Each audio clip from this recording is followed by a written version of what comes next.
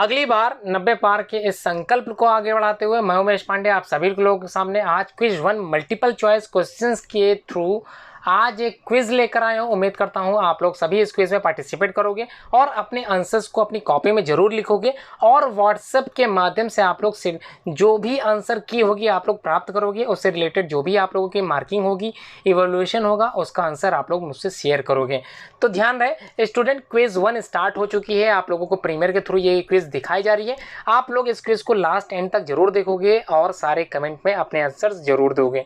तो class 12 biology preparation for board exam as well as competitive level के जो भी एग्जाम्स होते हैं जिसमें बायोलॉजी से रिलेटेड क्वेश्चन पूछे जाते हैं, इसमें भी वो क्वेश्चंस रखे गए हैं। उम्मीद करता हूँ आप लोग पूरी वीडियो जरूर देखोगे। वीडियो लाइक शेयर कमेंट करना बिल्कुल ना भूलें और अगर चैनल सब्सक्राइब ना किया हो तो चैनल को सब्सक्राइब जरूर करें। यूपी बोर्ड क्लास 12 की तैयारी करने वाले समस्त विद्यार्थियों को हार्दिक शुभकामनाएं उनके अच्छे एग्जाम्स के लिए, और जो नीट की तैयारी कर रहे हैं उनके लिए भी एक बार फिर से ये वीडियो मैं लेकर आया हूँ। आप सभी लोग तैयारी करने वाले प्रतिभागियों के लिए आज के जो वीडियो है बेसिकली मल्टीपल चॉइस क्वेश्चंस पर आधारित है।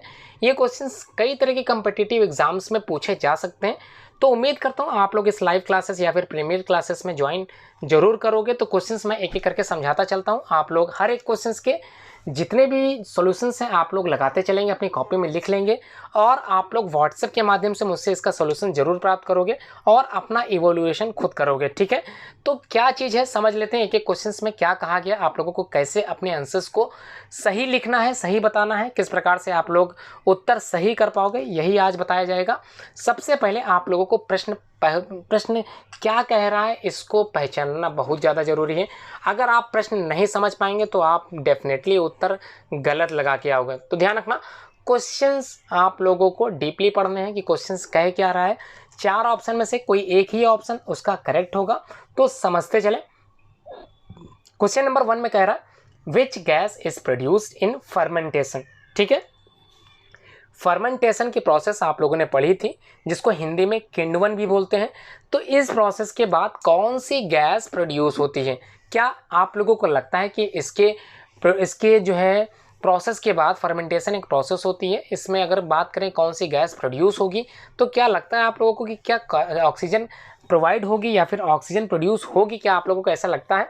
या फिर बी ऑप्शन कार्बन डाइऑक्साइड होगा, या सी ऑप्शन कार्बन मोनोऑक्साइड होगा, या फिर कोई भी गैस प्रोड्यूस नहीं होगी? आपके अकॉर्डिंग क्या आंसर सही होगा कमेंट बॉक्स में कमेंट करते चले।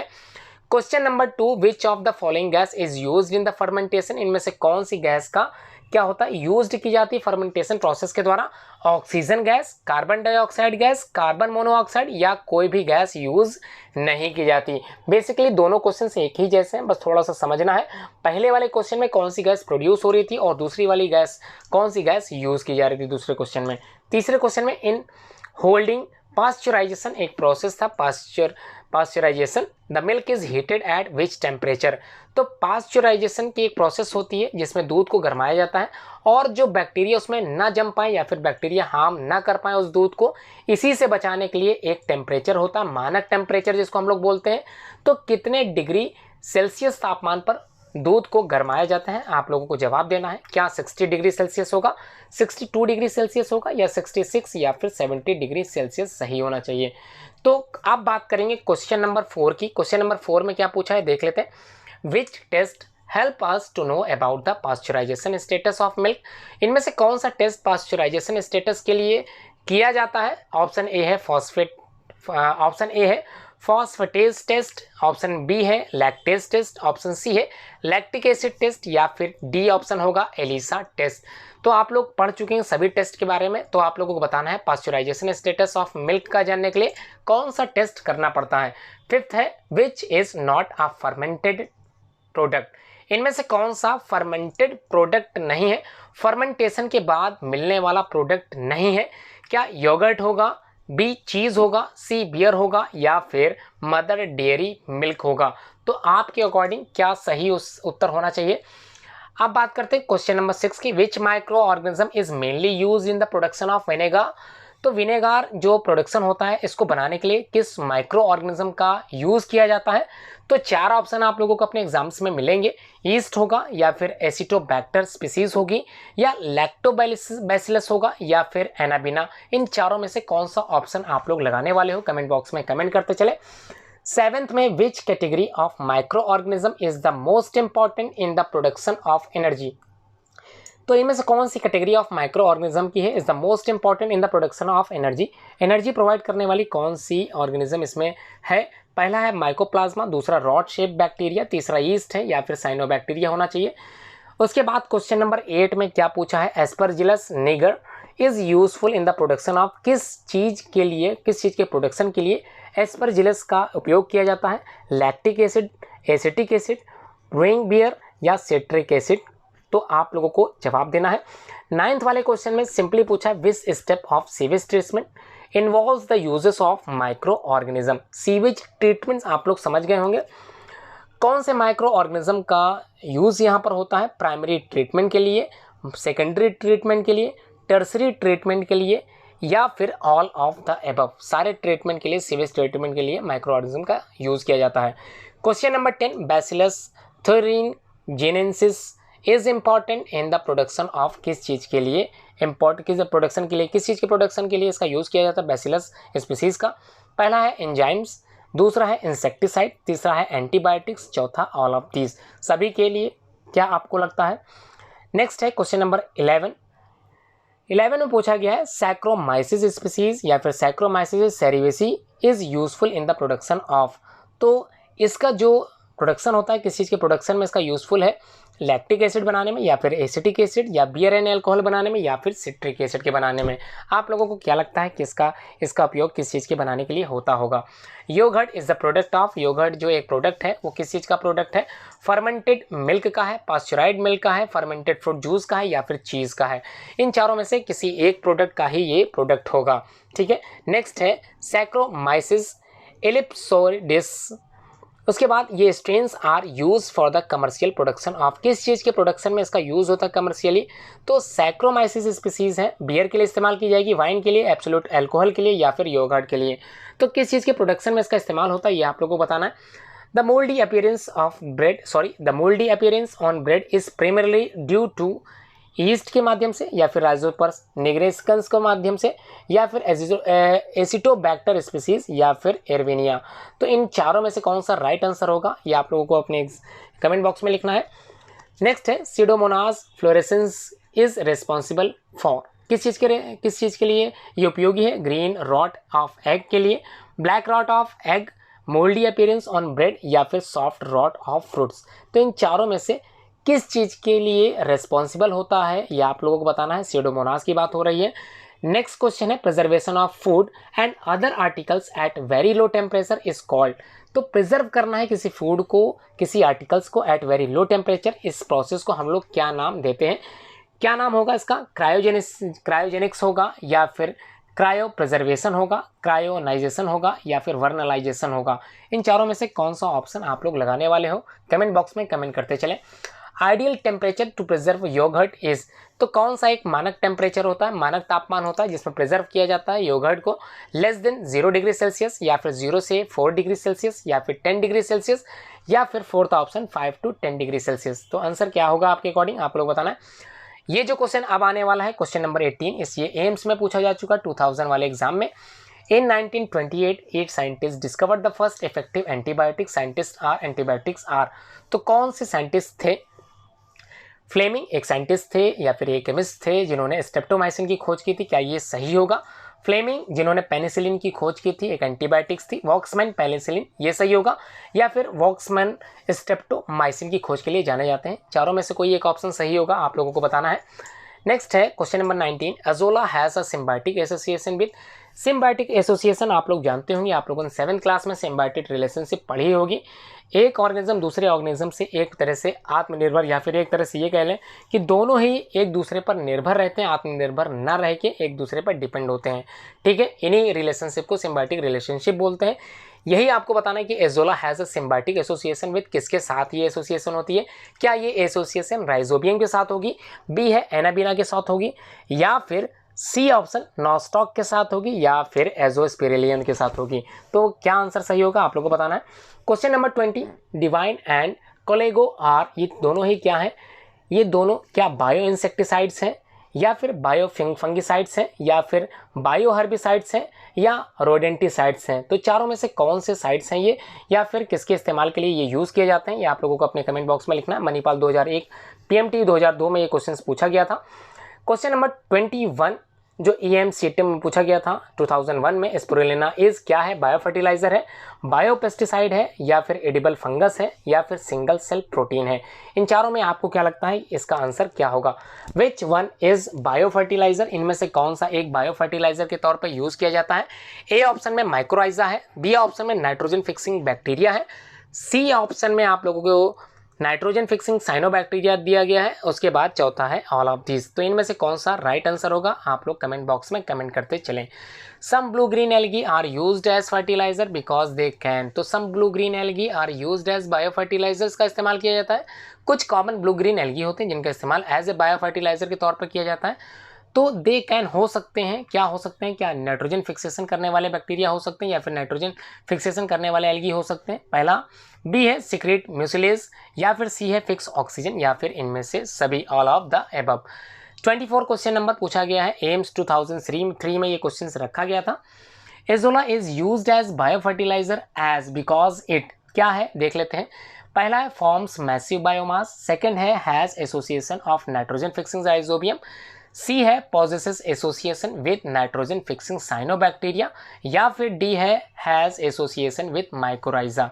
तो इनमें से कौन सा एजोला के लिए रिलेटेड टर्म्स है, तो आप लोगों को कमेंट बॉक्स में कमेंट लिखना है। ए सही होगा, बी सही होगा, सी सही होगा या फिर डी सही होगा। Question number 25, an insect repellent name product is, इनमें से कौन सा इंसेक्ट रिपेलेंट करता है नेम प्रोडक्ट को।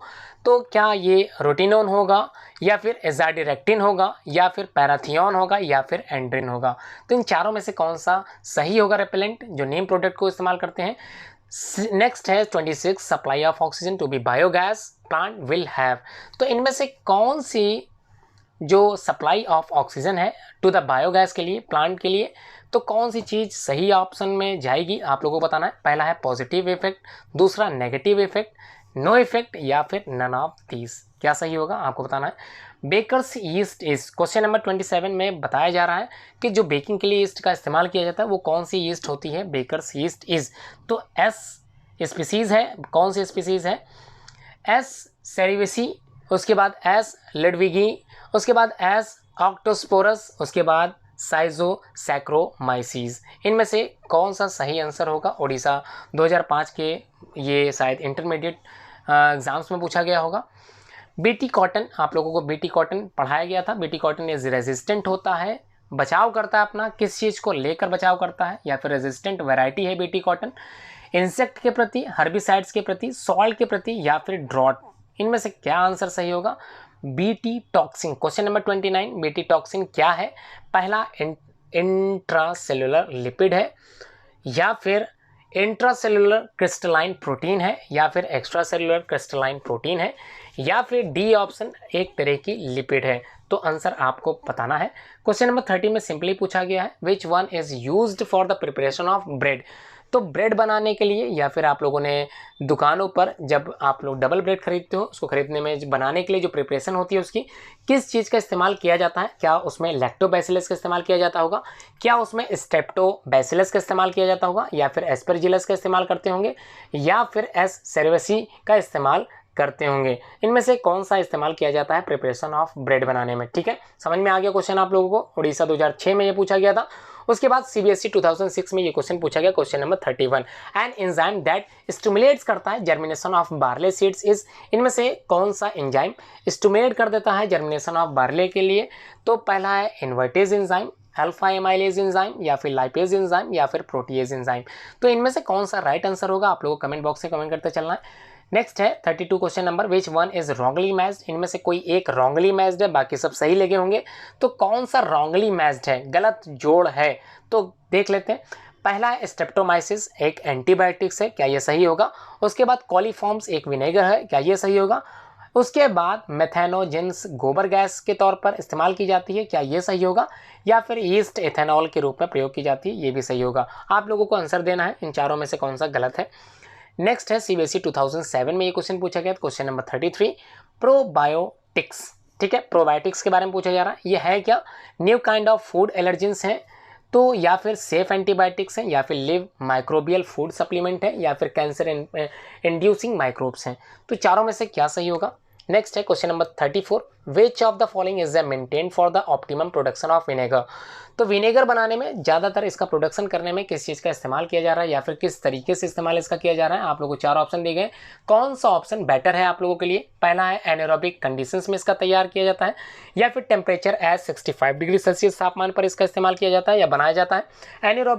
एरोबिक कंडीशंस में इसको बनाया जाता है, या फिर माइक्रो एरोफिलिक कंडीशंस में इसको तैयार किया जाता है। इन चारों में से कोई एक ऑप्शन सही होगा, आप लोग कमेंट बॉक्स में कमेंट करते चलना है। 35 में सिंपली पूछा गया one of the following is not a bio fertiliser, मतलब चारों में से कोई एक क्या नहीं है? बायो फर्टिलाइजर नहीं है। तो देख लेते हैं, एजोटोबैक्टर क्या ये एक बायो फर्टिलाइजर है? नहीं है। तो क्या बैसिलस थुरिनजिनेसिस, क्या ये सही होगा? थुरिनजिनेसिस, तो ध्यान रखना ये जो बैसिलस थुरिनजिनेसिस की बात हो रही है, क्या ये एक बायो फर्टिलाइजर हो सकता है? या फिर क्लॉस्ट्रिडियम ये एक बायो फर्टिलाइजर होगा, या फिर लास्ट में D option azolla is common bio fertiliser. तो चारों में से कोई एक बायो फर्टिलाइजर नहीं है, ध्यान रखना। इनमें से कौन सा एक बायो फर्टिलाइजर नहीं है? 3 बायो फर्टिलाइजर हैं और एक बायो फर्टिलाइजर नहीं है। तो कौन सा बायो फर्टिलाइजर नहीं है, ये आप लोगों को कमेंट बॉक्स में कमेंट करते हुए चलना है। DPMT 2008 में ये क्वेश्चन पूछा गया था, हालांकि अब तो नेट चल गया है। फिर उसके बाद एम्स 2008 क्या है? कॉन्वैलेसेंट पर्सन्स आर एडवाइस किया जाता है, उनको सलाह दी जाती है कॉन्वैलेसेंट पर्सन्स को क्या एडवाइस दी जाती है? To include spirulina in their diet, because मतलब अपनी डेली की डाइट में स्पाइरुलिना स्पीसीज़ का इस्तेमाल करना है उनको अपनी डाइट में। ये इस्तेमाल करने के लिए उनसे क्यों कहा जाता है?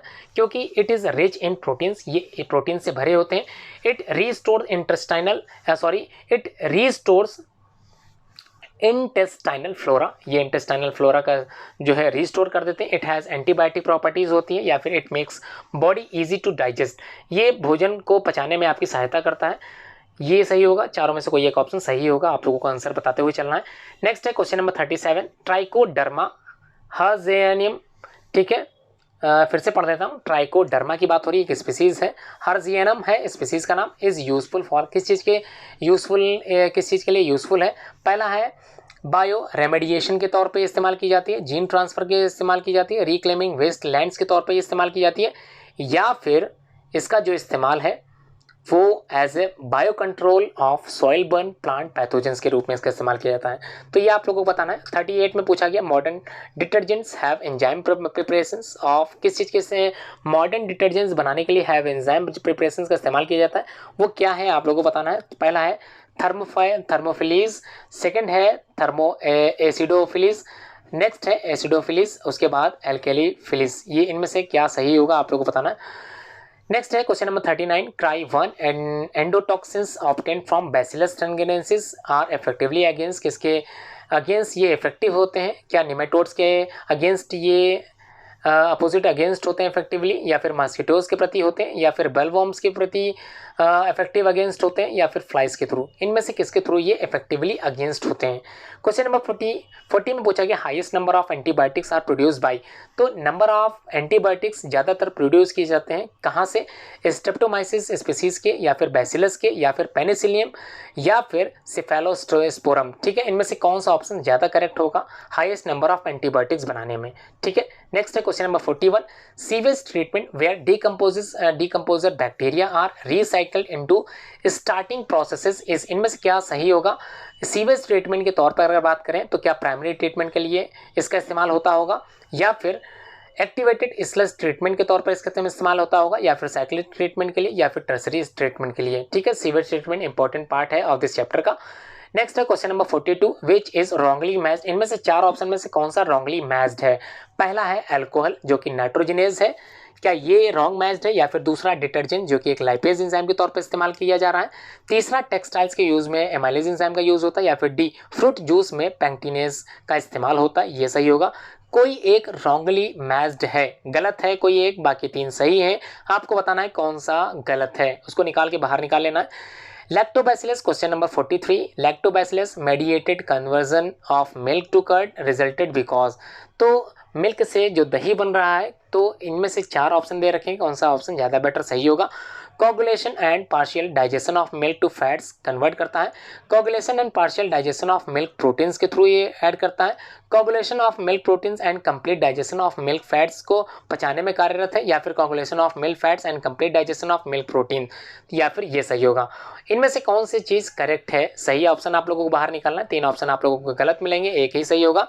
तो 44 क्वेश्चन में क्या पूछा गया? Methanobacterium is aerobic bacterium found in the rumen of cattle. क्या रूमिनेंट्स में पाया जाता है? क्या ये सही होगा? एक तरह का एरोबिक बैक्टीरियम है, क्या ये रूमिनेंट्स में पाया जाता है? ये बताना है। बायोगैस इज प्योर मीथेन है, क्या ये सही ऑप्शन होगा? तीसरा है activated sludge sediment is rich in aerobic bacteria, से भरे रहते हैं, ये सही होगा।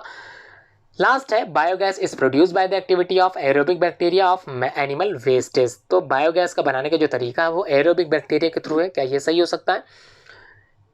अब बात करते हैं क्वेश्चन नंबर 45 की। तो 45 में पूछा क्या गया, इसको थोड़ा सा समझ लेते हैं। Which of the following is not a bio fertiliser. इन चारों में से कोई एक बायो फर्टिलाइजर नहीं है। क्वेश्चन एक बार रिपीट हो चुका है। नॉस्टॉक, माइकोराइजा, एक्रोबैक्टीरियम या फिर राइजोबियम, इन चारों में से कौन सा राइट आंसर है? इनमें से कौन सा बायो फर्टिलाइजर नहीं है? समझ में आ गया। Question number 46, an organism used as a bio fertilizer for raising the soybean crop. तो समझ में आ गया, बायो फर्टिलाइजर के तौर पर इस्तेमाल करते हैं किस चीज़ को बढ़ावा देने के लिए? सोयाबीन क्रॉप्स को बढ़ावा देने के लिए, या सोयाबीन की जो फसल उगाते हैं हम लोग उस चीज़ में किस बायो फर्टिलाइजर का इस्तेमाल करते हैं? इन चारों में से कोई एक बायो फर्टिलाइजर जरूर होगा जो सोयाबीन क्रॉप के रेजिंग में इस्तेमाल किया जाता है। तो क्या राइजोबियम होगा, नॉस्टॉक होगा, एजोक्टोबैक्टर होगा, या फिर एजोस्पिरुलिना होगा? क्या होगा आपको कमेंट बॉक्स में कमेंट करना है। क्वेश्चन नंबर 47 समझा देता हूं। The most common substrate use in the distilleries for production of ethanol. तो इनमें से डिस्टिलरीज का इस्तेमाल किया जाता है for the production of ethanol. तो किस चीज़ का? ग्राउंड ग्राम का, मोलेसिस का, या फिर कॉर्न मिल्स का, या फिर सोया मिल्स का? इन चारों में से किस मील का या किस ग्राम का इस्तेमाल किया जाता है? आप लोगों को कमेंट बॉक्स में कमेंट करना है। Question number 48, secondary sewage treatment is mainly क्या है? सेकेंडरी सीवेज ट्रीटमेंट, अभी आप लोगों ने पढ़ा था प्राइमरी, सेकेंडरी, टर्सरी, ठीक है। तो यहाँ बात कर रहे हैं सेकेंडरी सीवेज ट्रीटमेंट की। इस मेनली क्या चीज़ है? क्या एक केमिकल प्रोसेस है, या फिर एक बायोलॉजिकल प्रोसेस है, या फिर एक फिजिकल प्रोसेस है, या लास्ट में डी ऑप्शन, या फिर एक मैकेनिकल प्रोसेस के अंतर्गत सेकेंडरी सीवेज ट्रीटमेंट रखा गया है? तो चारों में से कौन सी प्रोसेस है ये आप लोगों को बताना है। Question number 49, which is mainly produce by the activity of anaerobic bacteria. इनमें से कौन सी चीज़ एनारोबिक बैक्टीरिया और सीवेज पे इस्तेमाल की जाती है? क्या मस्टर्ड गैस पर इस्तेमाल की जाती है, मार्च गैस पे, या फिर लाफिंग गैस पे, या फिर प्रोपेन पे? तो किस चीज़ पे एनारोबिक बैक्टीरिया का इस्तेमाल होता है? ऑन सीवेज, ठीक है। याद आ गया होगा आप लोगों को, सीवेज ट्रीटमेंट आप लोगों ने पढ़ा था। नेक्स्ट है क्वेश्चन नंबर 50, थोड़ा सा लॉन्ग है, समझ लेते हैं। कंसीडर द फॉलोइंग स्टेटमेंट, क्या है देख लेते हैं। अबाउट ऑर्गेनिक फार्मिंग, फर्स्ट है यूटिलाइजेशन जेनेटिकली मॉडिफाइड क्रॉप जैसे BT cotton, uses only natural production inputs like compost. 3 है does not use pesticide and urea. 4th बताया गया है produces vegetables rich in vitamin and minerals, भरे रहते हैं vitamin से, मिनरल से। Which of the above statements are correct. ये चारों में से कौन सी करेक्ट स्टेटमेंट है? आप लोगों के सामने ऑप्शन दे रखे गए, क्या सेकंड और थर्ड ये दोनों ही करेक्ट है? ए ऑप्शन या फिर B option first and second ये सही होगा, C option first third fourth ये सही होगा, या फिर D option third and fourth सही होगा? तो आप लोग आप लोग क्वेश्चन फिर से समझ सकते हैं, पढ़ सकते हैं। इनमें से कौन सा स्टेटमेंट करेक्ट है, ठीक है। Read the following statement has 2 blanks 1 and 2, 2 option दे रखे हैं, 2 कॉलम दे रखे हैं। A drug use for 1 patient is obtained from a species of the organism, second the correct option. कौन सा हो सकता है? तो दोनों ही एक सामने दे रखे गए हैं, आप लोगों के हिसाब से कौन सा आंसर सही होगा? स्वाइन फ्लू, स्वाइन फ्लू जो है वो क्या मेनिस्कस इससे रिलेटेड है, एड्स क्या सिडोमोनास से रिलेटेड है, हार्ट पेनिसिलियन से रिलेटेड है, ऑर्गन ट्रांसप्लांट ट्राइकोडर्मा से रिलेटेड है। तो आप लोगों को बताना है इनमें से कौन सा करेक्ट ऑप्शन दिया गया है। सीबीएसई 2011 की एग्जाम में ये पूछा गया था। क्वेश्चन नंबर 52 में पूछा गया which is useful as the biological control of pest and the pathogenic microbes. तो इनमें से किसका इस्तेमाल बायोलॉजिकल कंट्रोल के तौर पर ऑफ पेस्ट के थ्रू किया जा रहा था? तो ध्यान रखना, बायोलॉजिकल कंट्रोल ऑफ पेस्ट को रोकने के लिए इस्तेमाल किया जाता है, और पैथोजन माइक्रोब्स के तौर पे इस्तेमाल किया जाता है। 4 option Trichoderma against certain plant pathogens and pathogenic microbes, क्या ये सही होगा? Lady bird beetle against aphids and mustard ये सही होगा। BT cotton for increasing the cotton yield ये ज़्यादा सही होगा, या फिर न्यूक्लियो पॉलीहेंड्रोवायरस ये सही होगा। तो न्यूक्लियो पॉलीहेड्रोवायरस अगेंस्ट व्हाइट रस्ट इन ब्रेसिका कंपेस्ट्रिस या फिर ब्रेसिका स्पीसीज, इनमें से क्या ऑप्शन सही होगा आप लोगों को कमेंट करना है। Question number 53 CBSE main exam 2012 में पूछा गया था, which is the truest domestic sewage in the large cities. इन चारों में से कौन सा ट्रू होगा domestic sewage in large cities के तौर पर। पहला है has high BOD biological oxygen demand, ये समझ में आ गया होगा आप लोगों को। तो has high BOD as its contain both aerobic and anaerobic bacteria, पहला है सही। या फिर बी है is processed by the anaerobic and is processed by aerobic and then anaerobic bacteria in the sewage treatment plant, ये सही होगा। C है does not require aeration step, ये बिल्कुल भी इस्तेमाल नहीं करता, एरेशन स्टेप्स का इस्तेमाल नहीं होता इसमें, क्या ये सही होगा। Has very high amount of suspended solid and dissolved salt, ये सही होगा। तो किस चीज़ के लिए पूछा जा रहा है, ट्रू ऑफ डोमेस्टिक सीवेज के तौर पर इन चारों में से कौन सा ऑप्शन सही होगा। ड्यूरिंग फर्मेंटेशन, फर्मेंटेशन पहुंच चुके हैं आप लोग, शुरुआत से ही क्वेश्चन में फर्मेंटेशन पढ़ लें, किस चीज़ का है, बाय एनारोबिक बैक्टीरिया के थ्रू इन र्यूमिनेंट्स में या फिर ह्यूमन में। And reticulum cellulose is mainly converted, किसमें कन्वर्ट हो जाता है सेलुलोज, ए ऑप्शन है एथिल अल्कोहल में कन्वर्ट होता है, बी है लैक्टिक एसिड में कन्वर्ट होता है, या फिर सी फैटी एसिड जो कैसे हैं वोलेटाइल नेचर के हैं, या फिर डी CO2 कार्बन डाइऑक्साइड में कन्वर्ट हो जाता है। तो आपके अकॉर्डिंग क्या आंसर सही होना चाहिए। नेक्स्ट क्वेश्चन नंबर 55 नीट 2013 में ये क्वेश्चन पूछा गया था, मोस्ट इंपॉर्टेंट क्वेश्चन है। A good producer of citric acid, इनमें से कौन सा सिट्रिक एसिड के तौर पर इस्तेमाल किया जाता है या फिर प्रोड्यूसर है एक सिट्रिक एसिड का, ठीक है। सैक्रोमाइसिस है, एस्परजिलस है, सीडोमोनास है या क्लॉस्ट्रीडियम है, इन चारों में से कौन सा good producer of citric acid हो सकता है। सिट्रिक एसिड की अगर बात करें तो आप लोग समझ गए होंगे टेस्ट में कैसे होंगे, खट्टे होंगे। 56 question number fungus used in preparation soya sauce is, तो कौन सा फंगस इस्तेमाल किया जाता है preparing soya sauce, soya sauce बनाने के तौर पर, क्या एस्परजिलस का इस्तेमाल होता है, सैक्रोमाइसिस का इस्तेमाल होता है, या फिर पेनिसिलियम का इस्तेमाल होता है, या फिर एगैरिकस का इस्तेमाल होता है। चारों में से किस फंगस का इस्तेमाल किया जाता है। क्वेश्चन नंबर 57 AMU पूछा गया है अलीगढ़ मुस्लिम यूनिवर्सिटी में 2014 के एग्जाम में, statin a blood cholesterol lowering agent is commercially obtain from, ये जो स्टैटिन है ब्लड कोलेस्ट्रॉल लोवरिंग करने वाला जो एजेंट है, कमर्शियली ऑब्टेन्ड किया जाता है, कहाँ से प्राप्त किया जाता है।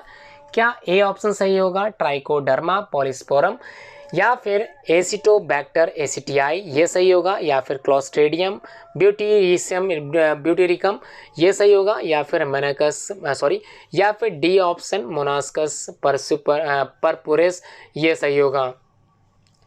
तो इन चारों में से कोई एक ऑप्शन सही होगा, आपको बताना है। क्वेश्चन नंबर 58 क्या है, Rockford cheese is रिपेंड by using, तो रॉकफोर्ड चीज़ जो है वो रिपेंड की जाती है, ख़राब की जाती है, रिपेंड की जाती है बाय द यूजिंग ऑफ, किस चीज़ के इस्तेमाल करने के बाद, टाइप ऑफ ईस्ट का इस्तेमाल करने के बाद, फंगस का इस्तेमाल करने के बाद, या फिर बैक्टीरियम का इस्तेमाल करने के बाद, या फिर साइनोबैक्टीरिया का इस्तेमाल करने के बाद। चारों में से कौन सा ऑप्शन सही होगा। Question number 59 during waste water treatment, waste water treatment के अंतर्गत of trickling filter is used for, trickling filter का इस्तेमाल किया जाता है किस चीज़ के यूज़ के लिए, क्या प्राइमरी ट्रीटमेंट सीवेज के प्राइमरी ट्रीटमेंट के तौर पर इसका इस्तेमाल किया जाता है, या फिर सेकेंडरी ट्रीटमेंट के तौर पर इसका इस्तेमाल किया जाता है, टर्सरी, या फिर ऑल ऑफ दीज। तो आपको बताना है इन चारों में से कौन सा ऑप्शन सही होगा।